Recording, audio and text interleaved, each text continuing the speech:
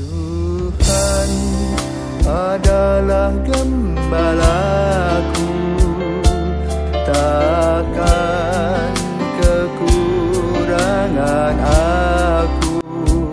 Saudara-saudara yang terkasih di dalam Kristus, selamat pagi.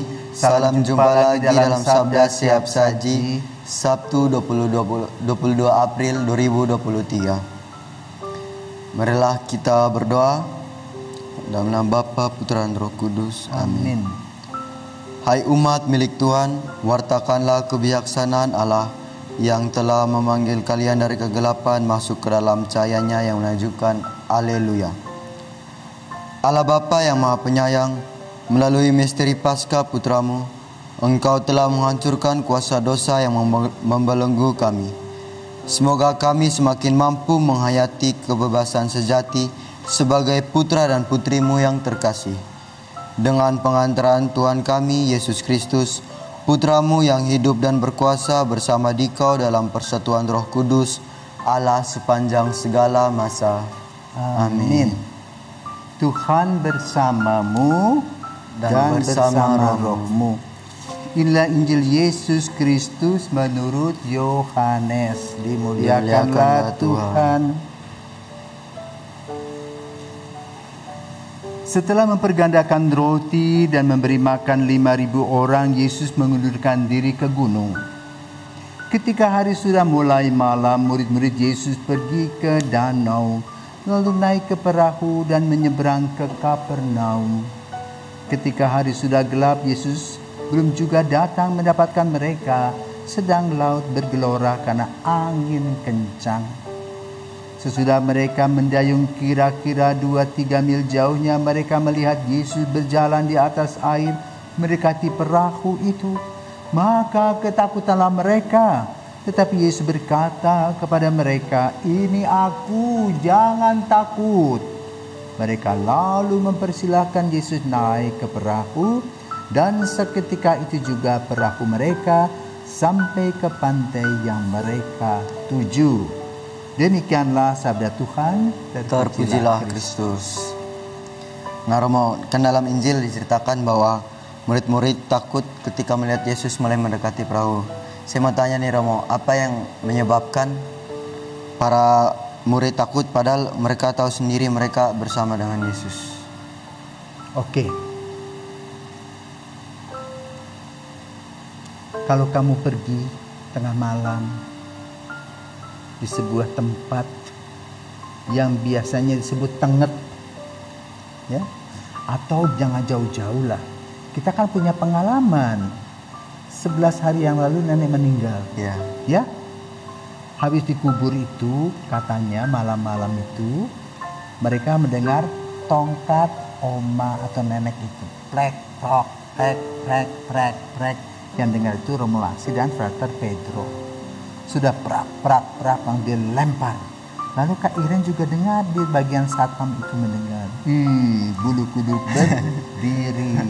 Dan mereka cari tidak ada. Nah, pandangan seperti itu pada zaman Yesus lebih banyak lagi. Kita di sini sudah begitu banyak lampu terang, juga masih takut. Ya? Jadi wajar kalau para murid berpikir yang ada di danau berjalan itu hantu. Karena belum pernah ada orang yang jalan di atas air kecuali pemain surfing. Iya toh? Lain gitu. Ini di danau zaman Yesus. Nah, tetapi kembali dulu. Kemarin dulu tuh Yesus memberi makan 5.000 orang. 5.000 orang. Dengar-dengar katanya timbelnya, ya, timbel, tahu timbel? Tidak, Bro. Itu ya 5 roti 2 ikan tuh kamu yang kasih. Iya. Kok kamu mau kasih sebagai anak bagaimana? Kan sebagai bentuk peduli terhadap sesama. Bagus. Berarti ini kan calon pastor ya. Betul, bagi ibu-ibu, bapak-bapak ya yang di depan saya ini sekarang. Itu ada hati ya. Jadi anak muda itu mempunyai hati ingin berbagi, dan Yesus tersentuh dengan hati anak ini. Seperti kalau kita perhatikan ini Beato Carolus Acutis, ya. Carolus Acutis itu hebat sekali. Sejak dia menerima komuni pertama, dia begitu dekat dengan Yesus. Dan setiap hari dia harus merayakan Ekaristi, padahalnya kepalanya kanker. Dalam waktu yang begitu dekat, dia mempunyai relasi yang dekat dengan Yesus. Nah, kembali kepada para murid tadi. Para murid, mereka baru sadar ketika Yesus mengatakan, Akulah. Dan mereka dengar suara Yesus. Ya? Dan ketika mereka mendengar suara Yesus, mereka percaya. Maka kita pun juga mesti mendengarkan suara Yesus. Gitu, apakah engkau nelayan manusia, penjala manusia? Kata Yesus kepada mereka, itu nggak usah dijawab sekarang. Refleksi, dengar baik-baik. Nah, para murid tadi mendengar kata-kata Yesus itu dan mereka percaya. Ya. Kalau itu hantu berbunyi apa? Ya, gitu dong. Tapi inilah aku. Jadi boleh katakan para murid itu baru saja melihat mujizat yang dibuat oleh Yesus. Bagaimana 5 roti 2 ikan bisa memberi kenyang begitu ribuan orang, bahkan sisanya bakul-bakulan. Kali ini para murid diajak untuk melihat. Setelah Yesus mempergandakan roti, kemudian dia pergi ke gunung seorang diri berdoa. Ya, bukan untuk seperti kita ini kan suka sekali tampil pesona, ternyata tebar pesona. Yesus tidak. Yang penting tujuan dan tugasnya sudah dilakukan dengan baik, melayani sesama. Maka dia menyingkir, istilahnya berdoa di sana. Kemudian dia juga ingin berjumpa kembali dengan para murid karena melihat situasi danau yang mengamuk. Bayangkan, dia dalam keadaan mereka ketakutan karena ombaknya begitu besar. Yesus berjalan di atas air, artinya apa? Dia ingin menyapa, dia ingin memberikan jalan keluar kepada mereka yang mengalami kesulitan. Dan ketika mereka semakin takut, Yesus berteriak, inilah aku.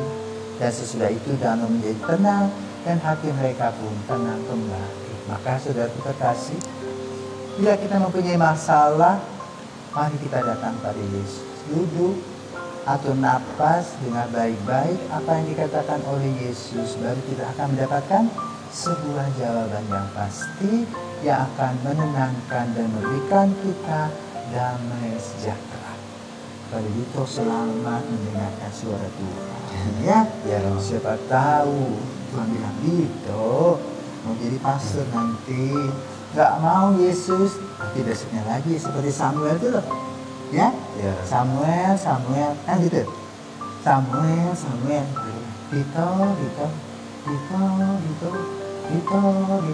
lajulah kamu. Ya, doalah di hadapan Tuhan Yesus, dengarkan dia baik-baik, dan kita akan mendapat jawaban yang tepat. Selamat pagi, sampai jumpa lagi. Amin.